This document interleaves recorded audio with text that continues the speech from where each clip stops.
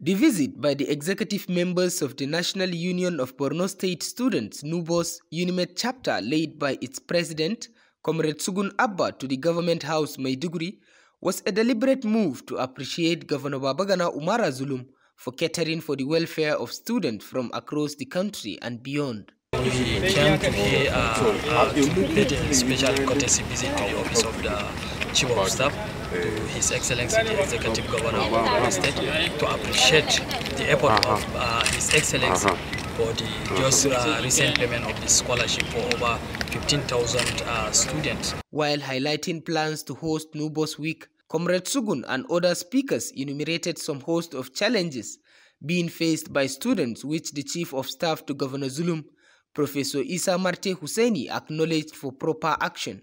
As part of the government, we will do everything possible to support you. Professor Marte enjoined the students to redouble efforts in their studies in order to justify the state government's huge investment on them and be ready to serve the state after their graduation through meaningful ventures. The government, according to Professor Marte, will continue to cater for the welfare of not only students but the citizenry for the overall development of humanity. From the Government House in Maiduguri, Umaru Kirawa, NTA News.